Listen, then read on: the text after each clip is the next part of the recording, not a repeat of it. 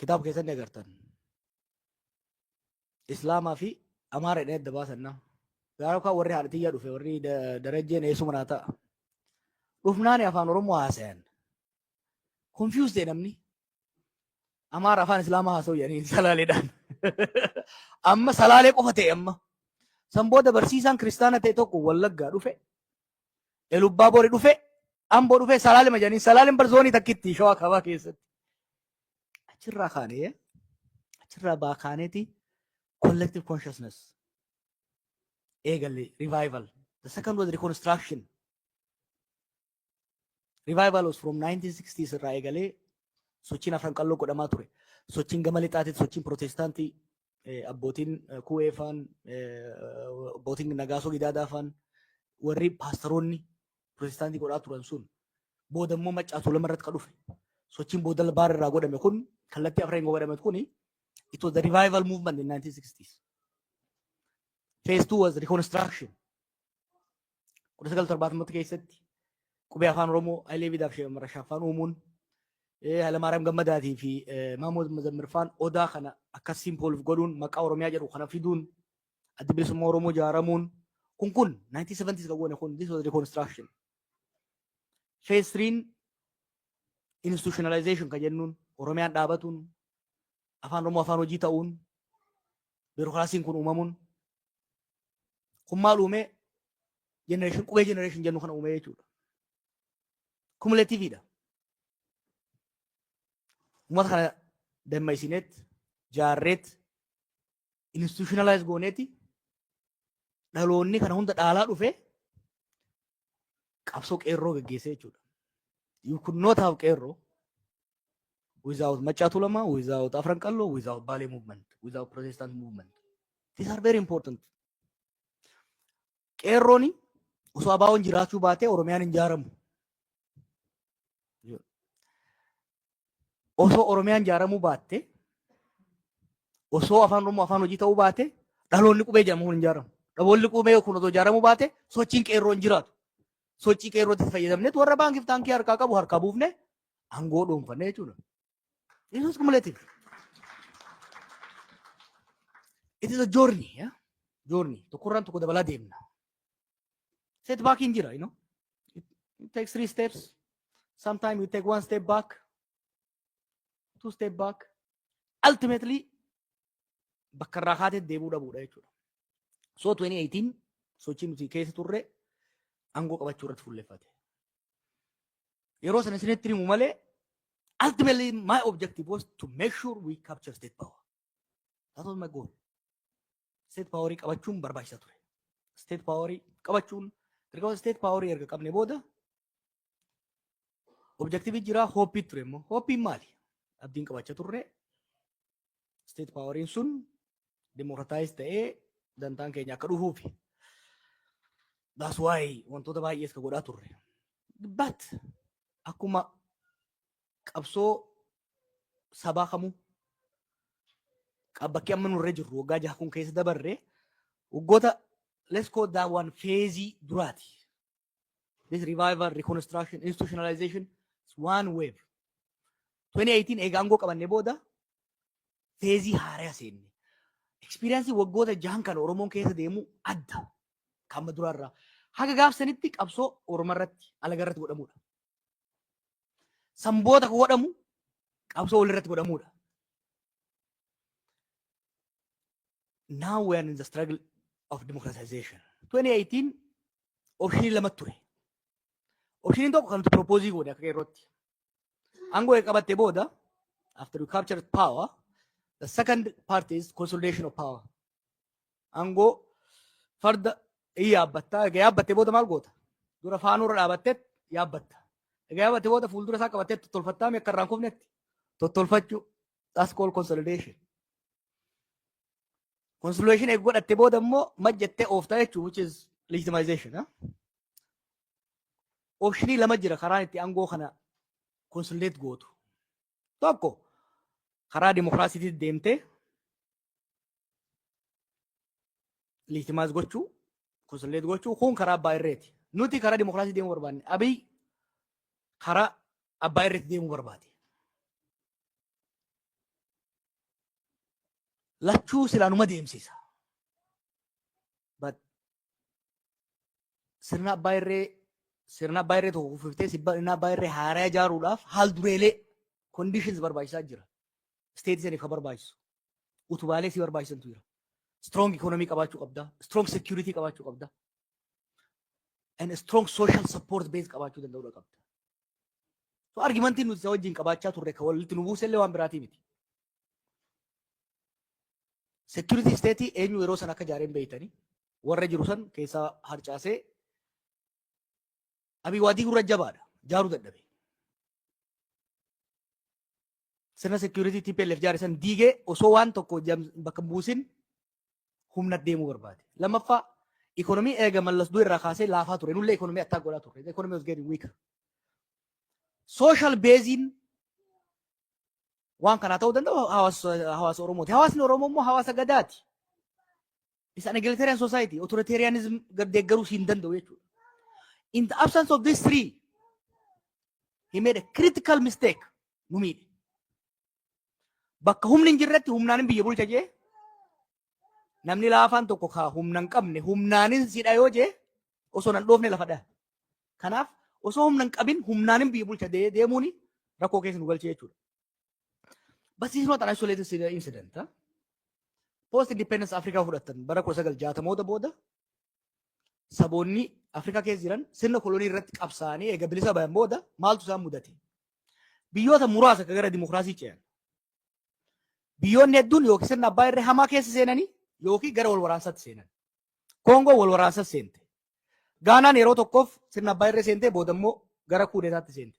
Naayijeeriyaan kuu fi civil war keessa seente. Very few, probably Botswana qofa nafa. Botswana biyya shan hin ga'u ka gara dimokiraasii jee. So don't despair. Haalli amma nuti keessa jirru kuni is not an ideal situation, but it's a process. Namni biyyoonni biraanis keessa dabraa turan jechuudha. Kanaaf wanni akka hubannu barbaadnu, wanni akka hubattan barbaadu, wanni amma keessa jirru gaarii miti. In some cases it's worse. Malif at least beyond Africa jaatamoota keessa yeroo crisis keessa seenan there are two superpowers, Soviet and America. Tokko si deeggara, tokko si morma. Amma akkasii miti multipolar keessa jira. Keessattuu this mid power warri jennuun kuni warri akka Emirates, Qatar, Turkey, Saudi masilii guddaa qaban. Naannoo keenya irratti fedhii guddaa qaban. Kanaaf yoo of eeguu baattee gara wal waraansaatti seente araaramuuf illee namatti ulfaataa jechuudha. Kanaaf kan waywaataa turree 2018-2019 baay'ee kan waywaataa turree kan booda walitti bu'isa keessa seennee namni illee dhumee nullee hin dhabneef rakkoo kan waan agarreef gurbaan kan agarree fuudhee itti nu galchee jechuudha. Now we are in it. Bishaan ka jigee ina ta'an kanuma hafe ol qaban. So where we are right now tokko bakka amma jirurraa option sadii jira. Karaan tokko sirna abbaa irree hawwisan Abiy deebisee yaaluudhaaf. That's impossible. Sirna abbaa irree Itoophiyaa keessatti abbaan fedhii dhufe amma booda ijaaruu hin danda'u. Maaliif the state is very weak. Ethnic consciousness is extremely high. Sirna abbaa irree አምባገነናዊ ስርዓት ለመሸከም የሚያስችል መንግስታዊ አቅም ኢትዮጵያ ውስጥ የለም። እንደንደሙ ከለመታ ከራማ ቢረ ደምሮ ደምተሞ አናርኪት ሲና ይችላል we are in anarchy ስነባይ ረጃሩ እንደንደኛ anarchy ሴርሄስ ከዘደፋ ገረ ዲሞክራሲ ጨውዳ ፍሞ the first thing is to stop wars ሎለ ዳብሲኔ we have to stop the bleeding. If somebody is wounded, Ethiopia is now a wounded animal. It's a wounded person, severely wounded. The first thing or medical the first thing is to stop the bleeding, then repair the damage. Ega health, state healthy then we might have a chance to go to democracy. Kana erga goone booda deemuu dandeenya. Amma Oromoo keessatti garaagarummaan yaadaa ni jira. Yaa ummata miliyoona 50-60 meeqa geessan samma it keeps adding. Yaanni garaagaraa jiraachuu rakkoo baay'een qabu. But we are not really that divided. Partii afur moo akkas qabna amma. warri biraa bar lakkoofsan hedduu xiqqaatee paartii hedduudha qaba. Be critical of your leadership, but also appreciate some of the little things we do. Wantoota hedduu irratti wal hubannaa baay'ee jira. Amma Oromoon bakkuma lama jirra caalaatti. The haves and the have-nots. Warra aangoo qabatee waa saamaa jiruu fi waa ajjeesaa jiruu fi warra ajjeefamaa jiruu fi saamamaa jiru. Bakkuma lama jira. The haves and the have-nots. Classic shunis dhufaa jira jechuudha. Even within that divide, wal hubannaa guddaa jira. Wal hubannaa kana cimsaa deemna. Wal hubannaa hedduu isaanii wajjin. And my job is really to bridge that. Bridge hoggaan godhu sobee walitti araarsuu qofa osoo hin taane provoke godhuudha. Provoke godhee namni uncomfortable ta'ee akka haasa'u. Fakkeenyaaf I think I'm again waan kana eegale some months and a half. Within this period, waan baay'ee jijjiirame mataa namaa keessa. Gaafa nan tana eegaluu dura biyya dhaqeetiin ture. Jarri aangoo irra jirtu amma booda namni utuu kun jiru olaantummaa arganne diriirfannee akka feene bullaa jechaa ture. Uummanni immoo jara kanan feenu jarri kun nu fixee silaan kufanii maal goona hojii akkana jee ture. Amma that has changed. We have shaken it. Amma status quo unsustainable akka ta'e hubannaan dhufaa jira. Amma dibeetiin maali amma isin jidduu jiru hedduun biyya alaas biyya keessa ka jiru. Dhiiroo sirni kun kufu jira. Way kabiraan dhufaadha dhufaa jiru. I'm very happy with that. Because we have to think. Sirna kana booda sirni dhufu. I think Obeleski, he asked me in English as well. Not to make the mistake about the calculator.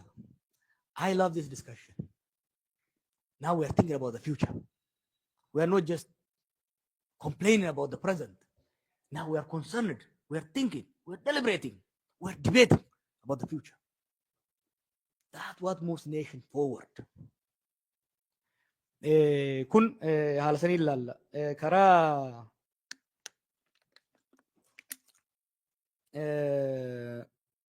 marii kana keessatti haala amma jirruun tokko hin taanu tokko kaja'uu sana hin ta'e wal hubachuudha barbaachisa. I don't want you to buy into my ideas. I'm not a preacher, sheekha miti, hanqeesii miti. Bible irraa Quraana irraa isinitti himaan jiru. I don't have absolute truths. What I have is ideas, analysis. What I seek from you is to be understood, not to be accepted. No, to be understood, to provoke you,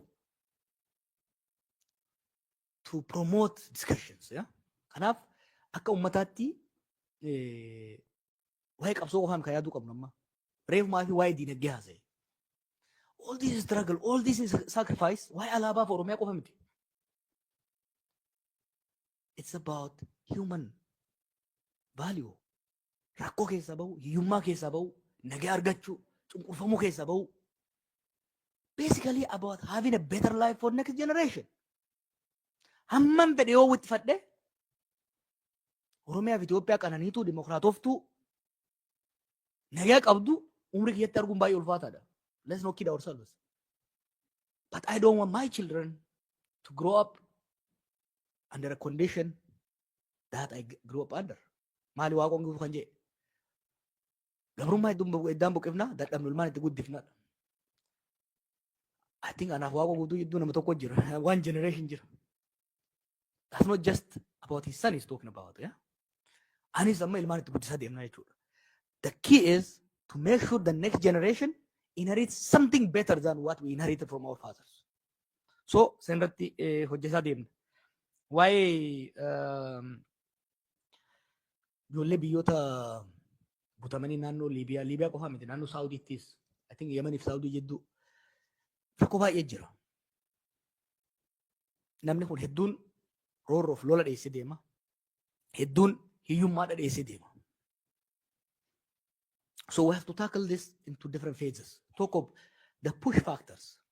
Wantoota nama keenya qe'ee isaatirraa buqqaasanii dargaggeessa kana buqqaasanii akka deeman godhan. Roorroo siyaasaas haa taatu amma it's a combination of both. Roorroo siyaasaatii fi hiyyummaadha. Ijoolleen tun hedduun amma ijoolleen bosona seentee lolaa jirtu tunis ijoolleen baqattee deemtu tunis many of them are educated. Baratanii jiran barnoota qabanii garuu hojii hin qaban. Hojii qofa osoo hin ta'in qe'eetti hoggaa galan milishaan hin teessisu. So there's a political as well as economic problems. hamma dandeenyetti naannoo keenya nageenya akka uumamuu fi carraan hojii akka uumamu irratti hojjechuu tokko. But it's not that easy kun. Hammasii garuu karaa deeman kanarra nagee akka argatan. Rakkoon mootummaa amma jirtu tokko they are so consumed with domestic stuff. Foreign policy irratti uumaan jiran jechuu dandeessa. Diplomaasii itti dhamanu wabii. Diigee jira. Foreign ministry guutuma diigee jira. Kanaaf embaasiiwwan keenya biyyoota adda addaa keessa jiran biyyoota hedduu qabdi. Itoophiyaa is a huge state, you know. Dhimma kanarratti silaa hojjechuu qaban turan. Dhimma kanarratti hojjechuudhaan mirgi namoota keenyaa bakka deemanitti akka eegamu gochuu. By the way, this abduction for ransom business guddaa ta'e Itoophiyaa keessatti. Warri Liibiyaatti nama qabu kun bar biraanchii Itoophiyaa keessaa qaban. Waan gaarii waan dhugaa jettee micoon reefu beeki. Guess what? Poolisiin humni waraanaa Itoophiyaa actively involved in this business, including the politicians.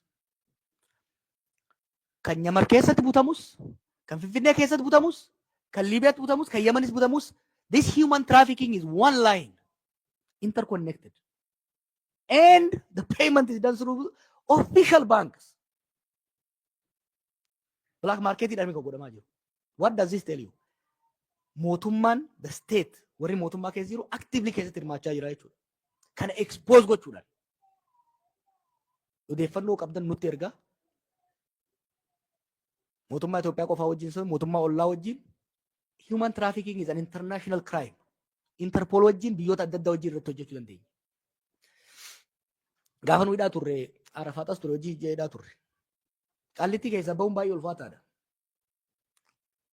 Warri qaallitti keessaa cabsee bahu hedduun isaanii warri human trafficking keessatti barbaadamu Interpol barbaadu mootummaan Xaaliyaanii barbaadu bakka adda addaati jechuudha. Sun maal siima warra sirna keessa jiru jira. Kanaaf nuti wanni godhuu qabnu wantoota warra akkanaa kana saaxiluudhaan irratti hojjechuudha barbaachisaa. Odeeffannoo akkasiin yoo nu argitan irratti hojjenna. Dhimmi biraa waa'ee the issue about minority rights. Where is my brother? The one who asked me. He left? Oh, you're there. I want to divert the question a little bit. I've been talking about the need to restore, to save the state and restore the state capacity. When you asked me about minority rights, I don't know if it was 6 years ago or 2 years ago, and now the issue has changed completely. Back in the day, the state was too strong and abusive towards minorities. Now the state is too weak to protect minorities. This is very crucial. Back in the day, prior to 2018, probably till 2020, until the war, the state was too intrusive, too abusive towards minorities. Now the state has become so weak, it cannot protect minorities and individuals. The source of repression, the source of killing towards citizens and minorities and individuals back in the day was the state, an authoritarian state. Under Abiy, the state went from autocracy into anarchy, into anocracy. Anocracy is a situation whereby the state is weak but violent, and when with means of violence has gone away from the state, when power is contested. Let's look at Amhara and Oromia region. Much of the killing is blamed either on Fano or on LA. What does that tell you? That tells you the state is unable to provide security for minorities in these communities. That's why I've been pleading with people to focus on saving the state and restoring the state so that we can actually pressure the state to respect individual and minority rights. The question about Shashamane, because this is attached to me as well, I have to answer it. This was not communal violence. What happened in Shashamane? What happened between Walaitas and Sidamas in Hawassa? What happened between Gujis and Gedeos was orchestrated by state agents. I don't know if you heard when the mayor of Shashamane, the former mayor of Shashamane, spoke at the court. This was orchestrated by Abiy and his people, and we were stupid enough to fall for it. both in Shashamane, Adama, and elsewhere. Did people protest? Yes. Was there some mobile violence? Yes. When Highlands Resort was burned in Shashamane, state security was standing and watching. When individual property was burned in Era, the state security was ordered to stand down, not to intervene, because they wanted to foment, particularly Amhara Oromo violence, because they wanted to rally the Amharas in their support toward suppressing the Oromos and fighting the Tigrayans. This was manipulated by the state. So it's very important that a state that has reached a level of anocracy is too weak to control violence. But also, when it's weak, it's become mischievous. And particularly these individuals who are in power now, they come from the security branch. They are very weak in political management. For every political problem, they seek security solutions. Remember, when TPLF was recruiting Opidios, Andim, and the southern parties, they picked individuals who can serve them as mercenaries. They never put them in the strategic room. They were always tactical tools. They never put them in the political strategic room. They were always there to manage security. So they are really weak when it comes to political management. Therefore, they always resort to security manipulation. We can talk about this for a long time, but I just wanted to hint you there. About the calculator, the bloody calculator, yeah? Well, brother, you're an engineer, right? Sometimes you create a machine you think is good enough. Eh? You never get it perfect at once. You create a machine, and sometimes the defect could be because of the way you made it or the material you used. And the material you use also depends on what's available to you. I was using what was available to me. But also then you build the machine and you give it, you thought this guy will be driving it, and this guy ended up driving it. So there are factors you don't control. So I thought the machine will be driven by Lama and Gaddu, and this guy ended up driving it. You gotta blame God, not me on that one. I tried to correct that mistake, but you guys were not listening. I said, this guy is bad for this machine. I said, this guy cannot drive this car. He's going to drive it off the cliff. You guys told me you are just jealous. Shut up. I was forced to shut up. I actually felt I was crazy. Everybody was opposing me, including my own siblings. I said, this guy is bad for Oromos, bad for Opidio, bad for Ethiopia, bad for PRDF. Most people said, no, you have done the calculator. Give us the calculator and get out. And I said, okay. I started opposing. You guys told me to shut up. I shut up. Then you guys told me to provide critical support. I went home and tried to. I tried, So, well, about the next calculator. Well, I will choose better material to make it. The next one.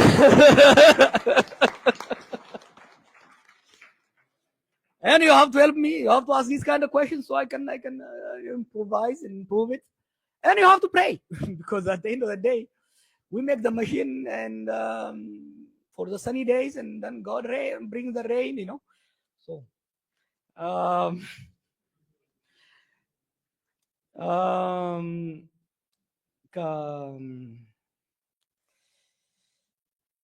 darajeni kase amari mal jauh gam aku kabro ada kabro tersadar jani daraja wabai base wan sari ramatu daya sisun apo kam nagaya I can't see far and for the head to pagonar daya kanal leveki daya is another guy from California. Yeah, dardara dati malayati. These are people who raised me. And jolum man beta dukumni siyasa Oromo hunna kami. I think I was 6 when I first heard the word Oromo. Sanya suman dibe mo dyan mo tarre. maal taane kan darajeen jedheefi bakka garaa keenyaan geenyee duubatti hin deebine. Darajeen gaafa eebbifamu mana kiyya dhufu eebba kiyyaa dhufaa ture darajeen gaaf tokko. Osoo dhufu namni biraa tokko immoo inni illee eebba kiyyaa dhufaa jira. Karaa irratti walitti dhufan.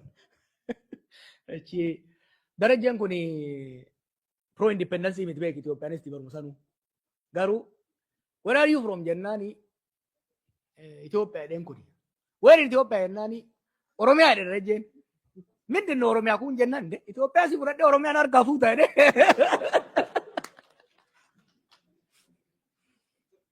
We went through a lot of stuff, but akkamitti as geenye ka jedhu, as I said earlier, it's part of the journey, you know.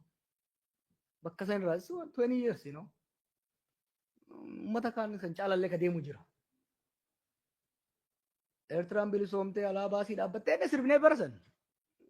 Isaanis bakka garaa isaanii hin geenye jechuudha. Nullee bakka garaa keenyaa hin geenye. Bakka irraa kaane garuu hin jirru. Amma falmiin akka gaafsanii suufaa amma baay'ee hin jiru, you know. We have moved. Qabsoo keessootti godhaa jirra. Qabsoo keessoo kuma reefsi hin jedhe. Some radiation. But still I insist some surgery will be needed. Xannachi tokko tokko remove godhamuu qaba. Xannachi tokko tokko. Bakka surgery remove danda'amu remove goona bakka hin masti ta'e. Where it is must we are going to remove it. Where it is possible we are going to give it radiation. Where is possible we will use some traditional haadha abbayyii fallee warra kaan illee itti kadhanne. Waayidawaa haadha abbayyaan kitaaba keessa barreesse ayyaantu ganda isaaniiti. Sanuma sanii ittiin deemnaa jechuudha. The question from my Eritrean brother. በአማርኛ ላድርገው በእንግሊሽ ላድርገው? The Eritrean question. Is it better in English or in Amharic?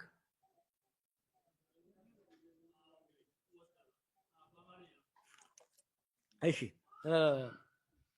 ኤርትራ ላይ ያለኝ አቋም ብዙ ሰዎችን ያነጋግራል። ግን I want to be honest. ኤርትራና የኢትዮጵያ ታሪክ ረጅም ነው። ብዙ ደም አፋሷል። ኤርትራና ኢትዮጵያ ሁለት ሀገረ መንግስት ሆነዋል፣ ሁለት ስቴት። ግን አንድ ማህበራዊና ኢኮኖሚያዊ አንድ ማህበረሰብ ነው፣ እንደ ኢኮኖሚም እንደ ማህበርም። don't make mistakes. ይሄ ሶቨርኒቲ ምናምን የሚባለው ነገር ረገብ ማድረግ ያስፈልጋል። የኤርትራ ኢኮኖሚ የኢትዮጵያን ገበያ ማርኬት እና ፕሮዳክሽን ያስፈልገዋል። የኤርትራ ኢኮኖሚ የኢትዮጵያ ኢኮኖሚ ደግሞ suitable sea access ከኤርትራ ጋር ነው የሚሆነው። ሶ የሁለቱን ሀገሮች ሉዓላዊነት ከዚህ በፊት በተሰሩ የተለያዩ ስህተቶች የመጣ ስለሆነ ሉዓላዊነቱን መቀበል አለብን። ነገር ግን የማህበራዊና ኢኮኖሚያዊ ትስስሩን ልንበጥሰው አንችልም። 60-70 ዓመት የተደረገው ጦርነት ያልበጠሰው ማህበራዊ ትስስር መበጠስ አይቻልም። ብዙ ጊዜ ሰዎች ይቃወሙኛል። ኤርትራና ኢትዮጵያ መካከል ያለ ግንኙነት በኢትዮጵያና በሱዳን መካከል እንዳለ ግንኙነት ማየት ስህተት ነው። These are two states, same society, similar society. We need Eritrea, Eritrea needs us. Let's be very honest about this. ኤርትራና ኢትዮጵያ ስንል ኢሳያስና አብይን አይደለም ማየት ያለብን። የኤርትራን ፒፕል እና የኢትዮጵያን ፒፕል ማየት ያስፈልጋል። ሶ ስናስብ በተለይ ለልጆቻችን ለሚቀጥለው ጄኔሬሽን ስናስብ አሁን ያለው የፖለቲካ ውጥረት እስካሁን ያለው የፖለቲካ ውጥረት የሚረግብበትን መንገድ እየፈለግን የኢኮኖሚ ኢንተርዲፔንደንሱን ማጠናከር ነው። ለምሳሌ ለውጥ ሲመጣ ለውጥ ሲቀርብ የውስጥ ብቻ ሳይሆን የኤርትራን መንግስትና የኤርትራን ምሁራን የቀረብ ነው። around 2017 የኢትዮጵያ ለውጥ ዳይሬክትሊ የኤርትራን መንግስትና የኤርትራን ህዝብ ኢምፓክት ስለሚያደርግ ለውጥ እየመጣ እንደሆነና በሁለቱም ያ ለውጥ የሁለቱን ሀገሮች ግንኙነት የሚያሻሽል እርቅ የሚያመጣ እንዲሆን ነው የፈለግነው። ኢኒሻሊ እና አብይ ሄዱበት ጥሩ ነበር 2018 2019 አካባቢ። but if you look at it የዛ ጊዜ እኔም ስለ ነበረው ሌሎች ስለ ነበረው ይሄ ግንኙነት የአንድ ሰሞን ሰርግ እንዳይሆን የመለስና ኢሳያስ እና የሻቢያና የቲፒኤልኤፍ ግንኙነት በዛ መቆም አልነበረበትም። in 1990s it should have been elevated into a state to state institutional relationship። የኢኮኖሚ ግንኙነታችን የድንበር ጉዳይ ሌጋል በሆነ ኔጎሺየትድ በሆነ መልኩ ተቋማዊ መልክ እንዲኖረው ማድረግ ነበረባቸው። ያን አለማድረጉ የሁለት መሪዎች የሁለት ፓርቲዎች ጉዳይ መሆኑ ኢቨንቹዋሊ ሁለት መሪዎችና ሁለት ፓርቲዎች ሲጣሉ ነገሮች ፈረሱ። I was pleading with the Eritrean government, the Ethiopian government, please do not repeat the mistake of the 1990s. We need to institutionalize the relationship between the two countries. ያኔ ኢሱ ኪሱ የተባሉ ሲፎጋገሩ I was saying no. We need a relationship between two countries. They didn't do that. Look at 2018 እና 2019 መካከል ድንበሩ ሲከፈት ምን ያህል ንግድ ነው የጦፈው? ምን ያህል ነው ሰው የተቀራረበው? ወዲያው ግን ተዘጋ ማለት ነው። አንዱ ሁለተኛው ከፊንፊኔ ዘሎ ከአስመራ ጋር የሚደረግ ግንኙነት አይሰራም። ትግራይ እዛ አለ። It's a matter of geography, it's a matter of society. Tigray is key to Ethio-Eritrea relationship. So it has to be, the relationship has to be Asmara, Mekelle, Addis Ababa. ይሄን ማስተሳሰር ያስፈልጋል። እና ስለ ኢትዮጵያ ኤርትራ ስናወራ አንተ ያልከው ቡድንም እኛ ጋር ተቃዋሚ የሚለው I stay away from that issue purposely. ኮዙን አንደርስታንድ አደርገዋለሁ፣ ሁሉ ነገር አንደርስታንድ አደርገዋለሁ። why do I stay? እንደኔ የኢትዮጵያ ፖለቲከኞች የኤርትራ የውስጥ ጉዳዮች መግባት ነገር ያባብሳል እንጂ አይጠቅምም። የኤርትራ መንግስትም ሆኖ የኤርትራ ፖለቲከኞች በኢትዮጵያ የውስጥ ጉዳይ መግባት ያባብሳል እንጂ አያሻሽልም። ከዛ ይልቅ ግን የሁለቱ ማህበረሰብ ምሁራን የሁለቱ ማህበረሰብ አመራር ማህበራዊ ትስስሩ እንዲጠነክር በተለይ ደግሞ ኢኮኖሚያዊ ትስስሩ we need to go through three steps ሰፋ አድርገነው በተለይ ሆርን ኦፍ አፍሪካ ላይ ስንሄድ ብዙ ጊዜ ሰው የፖለቲካል integration ላይ ፎከስ ያደርጋል። we have to work towards regional integration but not on political we should not start from the political integration. አሁን የኮንፌዴሬሽን ምናምን የሚባለው we should really stay away from that. First let's focus on the economy.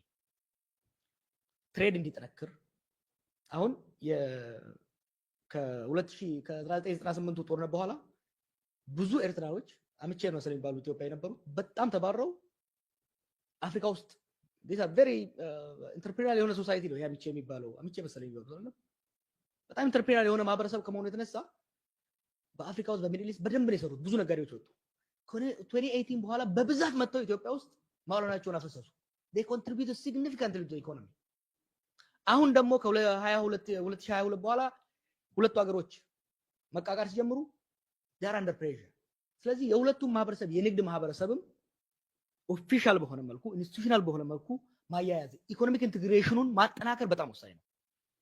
የወደብ ጉዳይም የሴኩሪቲ ጉዳይ መሆን የለበትም። እኔ ኢትዮጵያ መንግስት ወይም ኢትዮጵያ ሀገር የወደብ አክሰስ ለትሬድም ለሴኩሪቲም ለናቫል ቤዝም እንዲኖረው እፈልጋለሁ። but it shouldn't be with a threat to Somalia or Eritrea. It should be based on an understanding. የነዚህን ሀገራት የኢኮኖሚና ሴኩሪቲ ኢንሃንስ እንዲያደርግ ለምሳሌ ይሄ አካባቢ ገልፍ ኦፍ ኤደን as well as Red Sea is becoming vital to global trade, to global politics. ኤርትራም ሆኖ ሶማሊያ ብቻቸውን የሀገራቸውን ጥቅም በእነኚህ አካባቢ ላይ ማስጠበቅ አይችሉም። ከጎረቤታቸው ግን ማሲቭ አርሚ ያለው ማሲቭ ኢኮኖሚና ፖፑሌሽን ያለው ኢትዮጵያ የሚባል ሀገር አለ። እነዚህ ሶስት ሀገሮች ጅቡቲንም ጨምሮ አንዱን ለመደፍጠት ከመሄድ ይልቅ አንዱን ለማጠናከር የኢትዮጵያ የኢኮኖሚ ጥንካሬ የህዝብ ብዛት የሴኩሪቲ የሚሊተሪ ጥንካሬ የኤርትራ ጥንካሬ ሆኖ እንጂ መታየት ያለበት እንደ ኤርትራ ትሬት ፕሬዘንት መደረግ የለበትም በኢትዮጵያ መንግስት። ሶ መጀመሪያ ኢኮኖሚክ ኢንቲግሬሽኑን ስናጠናክረው ያን ኢኮኖሚክ ኢንቲግሬሽን ለማጠናከር ደግሞ የሴኩሪቲ ኮኦፕሬሽን ያስፈልገናል። ኢቨንቹዋሊ በኔክስት ጀነሬሽን ላይ የኢኮኖሚክ ኢንቲግሬሽኑና የሴኩሪቲ ኮኦፕሬሽኑ ወደ some level of political integration ሊመጣ ይችላል። Take European Union. European Union started as still in cold cooperation after Second World War. Then it went to economic cooperation. Then it ran into political union አሁን ያለው Asia ላይ I went to school in Singapore. Asia የሚባለው አሁን በኢኮኖሚ ነው የጀመረው። Now it's moving a little bit towards security. East African community ብንወስደው it's moving. Now, በጣም ያስቀናል. The relationship between Kenya, Tanzania and Uganda particularly is incredible. It has moved from ኢኮኖሚክ ኢንቲግሬሽኑ አልፎ አሁን ወደ ፖለቲካል ኢንቲግሬሽን እየገባ ነው እና እኛም ጋር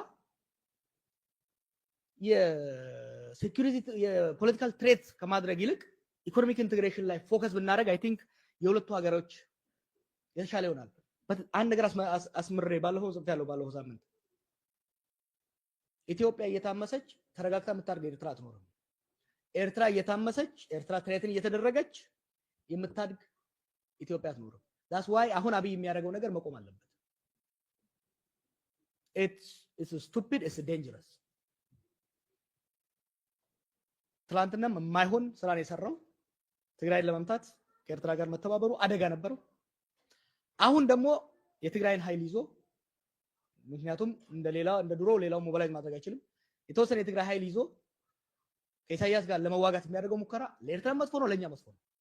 ፓርቲኩላርሊ ኑቲ አካ ኦሮሞ ዲዋና ካደ ገሩን ቀቡ።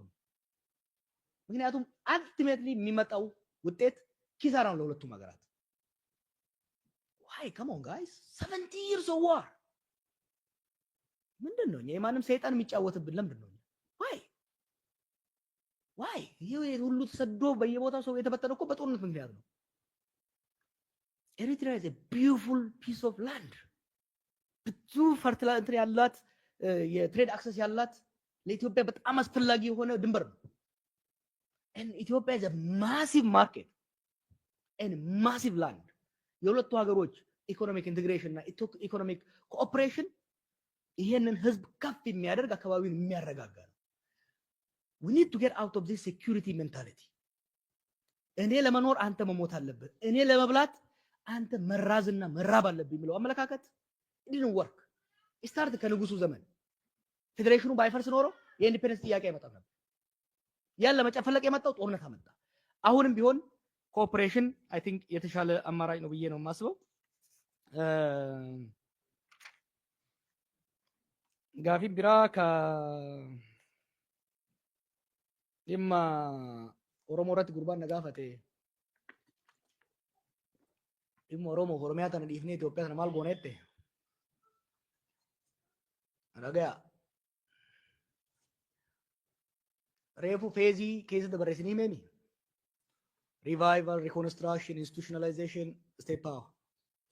All this is a means to an end. What the end is emancipation, is empowerment.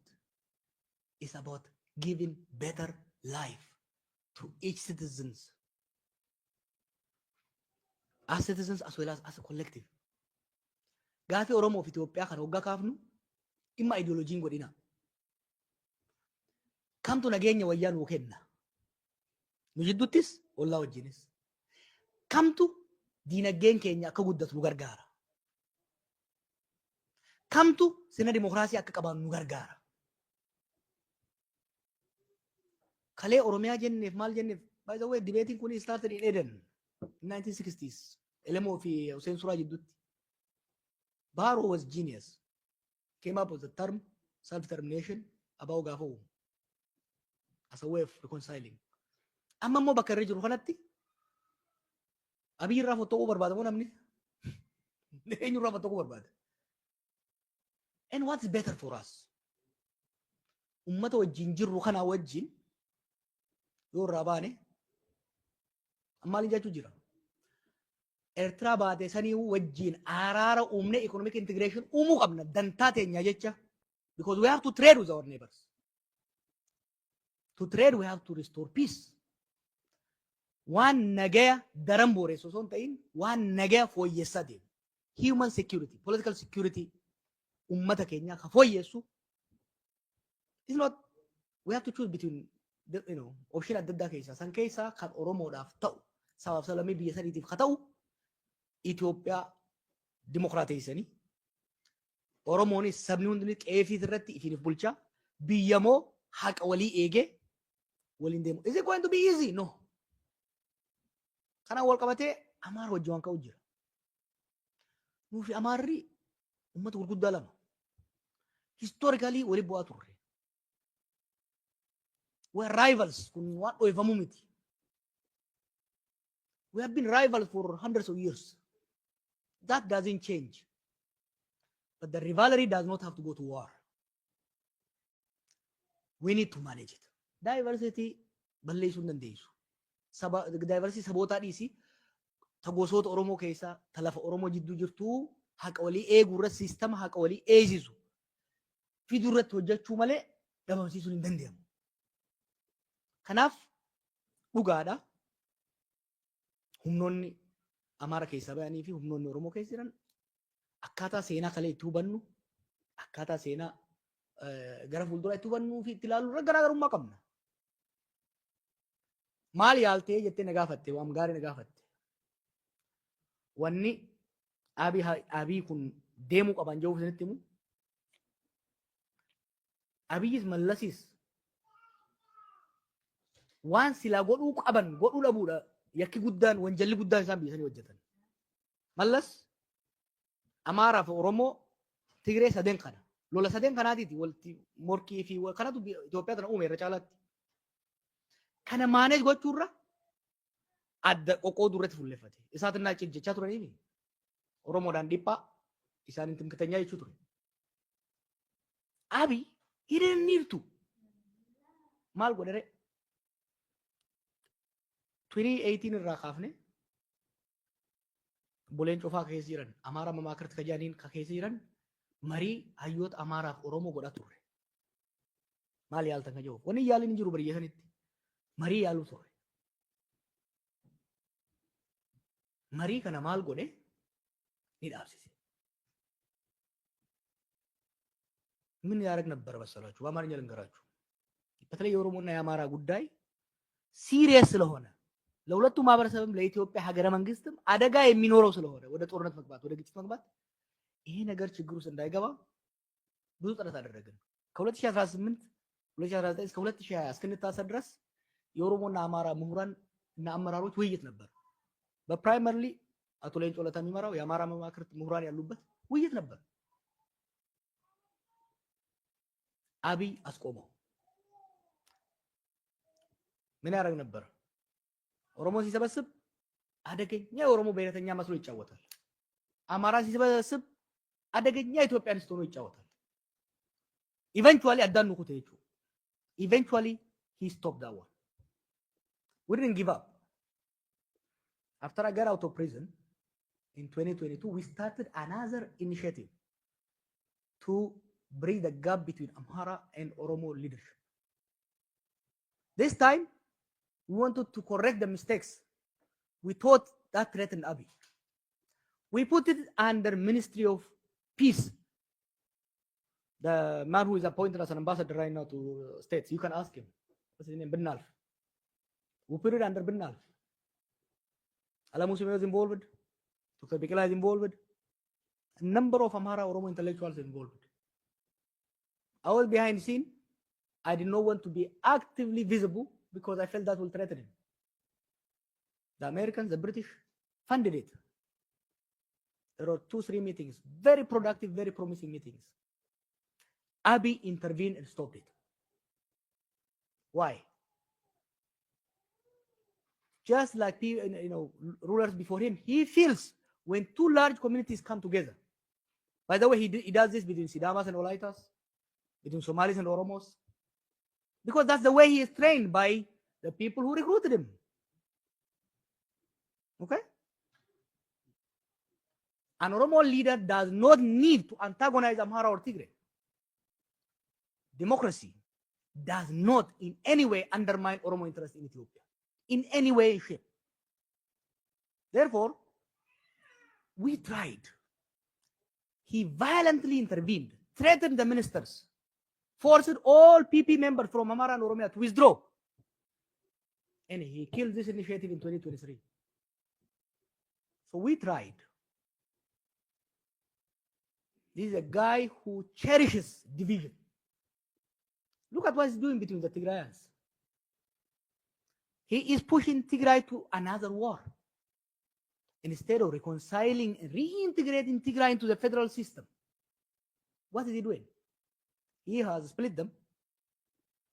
Of course, the Tigrayans, since Mallas, they have not produced a unified leader, a strategic leader. He intervened,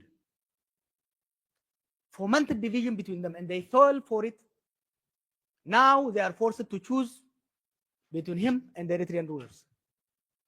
And this is extremely damaging to Tigray.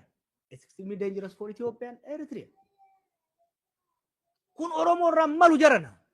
Hoggansi Oromoo bare ummata gadaati, ummata finnaati, ummata nagaati. Wasadiin Oromoo katiin jedhu gadaa, finna, nagaa. These are the three pillars of Oromummaa. Nuti Amaaraas araarsinee waliin araaramnee dantaa teenya tiisinee haqa isaanii eegnee fi Tigrees araarsinee biyya Oromoofis Sidaamaafis Walaayitaafis hundaaf taatu jaaruudhaan hawwiin keenya ni dandeenya immoo maaltu nurraa hir'ate? We have the manpower. We have the legitimate cause. We have the resources. Wanni Tigree addaan babaafne amma akkamiin ilaallesan maal jedhamu? Confuse and convince. We don't have to do that. Nations are not built. Maal namni kana amma deengadda maal jedha? ሀገር የሚጸናው በደም ነው። ምን ያህል ደም ነው መፍሰስ ያለበት ኢትዮጵያ ውስጥ ሀገር ለመጥናት? በ6 ዓመት 1.5 ሚሊዮን ሰው ከተገደለ በኋላ ሌላ ደም ይፈልጋል። This is not an Oromo view. This is not an Oromo way. Okay? This is not personal enough. He just have a twisted view of humanity. Very cynical. That's not an Oromo view. An Oromo view is a humanistic view. Nuti sirna abbaa irree Amaaraatiif sirna abbaa irree Tigree hoggaa falminu Tigreedhaan falmaan turre Amaaraan falmaan turre sirna nuufis ummatoota saniifis sanirra wayyaa kan ummatan qoqqoonne ummatan ajjeefne ummatan saamne humna jennee waadaa gallee bara ambar gaafan jara wajjin goshee godhu Oromoo walis bulchuu hin danda'u biyya bulchuu dhiisin aan jedhan harreen dhumuu gaatu isin wal caalaa bulchiti jechuun hin ture bara har'a garuu qaanii sanurra deebise. Because he's so childish, you know. You know, Abiy brought the worst in Ethiopian people. When you say laltani, this cruelty. Ethiopia kesa namni wala jesami. Nama jira walgu boye magarsani beitan. He brought out because he's so cynical. He's so cynical. I don't know where he got this idea. Nenga damalja. Jimma guutu diget. Ummata irraa buqqaase ummanni kaasaa alxayyaquun hin jira. By the way, roorroon akka jimmarra jirtu bakka biraan jirtu osoo lolli hin jirre jimma keessa lolli hin jiru. Garuu roorroon isaan ummata irraan gahan namni biyya diigaati biyya hin jaara jira. That's why የእኛ ሀገር ህዝቦች መረዳት ያለባቸው አብይና የተወሰኑ ሰዎች የሚያደርጉት ተንኮል ሸር ኦሮሞ የተመኘም አይደለም የኦሮሞ ፍላጎትም አይደለም ሊሆንም አይችልም። እኛ የምንፈልገው የታገልነው ጭቆና እንዲነሳልን በማንነታችን እንድንከበር በቀያችን ላይ እንዳንዘረፍ ከሌላው ማህበረሰብ ጋር ተወያይተን ተደራድረን ተከራክረን በቀያችን ላይ ራሳችን አስተዳድረን ሌላው ቀዩ ላይ ራሱን አስተዳድሮ በፌደራላዊ ስርዓት ውስጥ በዲሞክራሲያዊ ስርዓት ስልጣንና ሀብት ተከፋፍለን ተከባብረን የምንተዳደርበት ሀገር መመስረት ነው የምንፈልገው። አይደለም በኢትዮጵያ ውስጥ ከጎረቤቶቻችን ጋር we want Eritrea back not by taking away their sovereignty. ኤሪትሪያ ከኢትዮጵያ ስትገነጠል የኢትዮጵያ አንድ አካል ነው የሄደው። ኢትዮጵያ ተጎዳች ኢኮኖሚካሊ። ያንን በደም የተገኘ ሉዓላዊነት መንጠቃም አይደለም ያለብንኛ። ነገር ግን የኤርትራን ሉዓላዊነት አክብረን የፖለቲካ ሪኢንቲግሬሽን ያስፈልገናል። የኢኮኖሚ ሪኢንቲግሬሽን ያስፈልገናል። ከሶማሊያ ጋርስ we share large border። በአለም ላይ አሁን ባለው ሁኔታ ከፍተኛ ኤክስፖርት የምናደርገው ለሶማሊያ ነው። የባሌ የአርሲ የሐረርጌ ምርት ሶማሊያ ነው ኤክስፖርት የሚደረገው። ይሄንን ኢንፎርማል ኤክስፖርት ፎርማላይዝ አድርገን የሶማሊያን ፊሽ እኮ ኤቭሪባዲ ዩዝ ኢት የነሱ ሜሪታይም ማስከብረን ጥቅማችንን የጋራ ማስከበር ነው የምንፈልገው። that is the Oromo vision for Horn of Africa. That's what Oromo wanted to offer. ስለዚህ አሁንም እየተካሄደ ያለው ነገር አይወክለንም። ዝም ብለን ደግሞ አንቀመጥም። we will fix it ቅድም በኦሮምኛ ብያለሁ። ካንሰር ነው ያለው ሲስተም። ከዚህ ካንሰር ውስጥ አንዳንዱ ሰርጂካሊ ሪሙቭ እናደርገዋለን። አንዳንዱን በኬሞቴራፒ በራዲዬሽን እናስተካክላለን። ሌላም በድዋ ይስተካከላል ማለት ነው። ከዛ በኋላ ለሁላችን የሚሆን ነገር እንገነባለን። ከናፍ ወር ፖርትላንድ Fuula keessan agarran na mirkaansitanii. I'm so happy to be here. There is a lot of danger. There is a lot of challenge in the country. But there is also a lot of opportunity. Bakarraa kaane abboonni keenya dukkanatti ija babaasan. Remember Adam Saaddoo fa'aa Baalirraa xalayaa baadhataniiti baatii takka miilaan deemanii Finfinnee dhufanii hoggaa isaan dhufanitti jaallan isaaniidhaa jiranii waraqaa nyaatan. Our technology is high. So we will use technology. Gaafa Hayilee Fidaa fi Baaroonfaan mootummaa dargii keessa hirmaatan. Nootii isaarraa hin arge yeroo hedduu naasa'an. Oromoo digrii diploomaa qabdu kum tokko diploma qofa argate. Har'a miliyoonaan jira jechuudha. Wanni barbaachisu maali? Rakkoo jirtu waakkachuu. Mootummaa Oromooti jallattuus hamtuus teenya jallatteetuma haa deemtu jallannaan fe'aan harree jallate ni kufa. Fuudhee siin kufa jechuudha. Sirreessuu qabna jechuudha. Jarri kun Oromoo mitii hin jeyina. Oromoodha. Oromoo jallaadha. Jallaa kana ciraan sirreessina. Ciraan cabsine ofirraa kaafna jechuudha. Kana gochuudhaaf immoo haqas qabna. Beekumsas qabna. Kaleewuu gaafa baankiif taankiin nu harka hin jirre sirreessine. Har'a rakkoon Oromoo humna dhabuu miti. Har'a humna isteetii qaba Oromoon. Rakkoon irra jiru maali? Humna san weest godhu jira. Diroonis kilaashiis hidhatee jira. Walirratti waan hin taane baasaa deemaa jira jechuudha. Kanaaf biyya ijaaruudhaaf Oromiyaa, Itoophiyaa ummatoota hundaa fi nuufis hundaaf taatu ijaaruudhaaf ni carraa'ina. Hojii keessanii jabaadha. Work hard. Work hard. Earn more. Own your own business. Barana keessa ijoollee lama dhuftan, barana kuuliin yoo eegaltan, 5 years down the road kuuliin yoo itti fuftan, that will break my heart. I want to see you own your business. I want to see you grow. Because it's a accumulation of each individual that makes up the nation. Kanaaf jabaadhaa rabbi nagaa walitti nu haa deebisu nagaan naa bulaa isin jaalladha.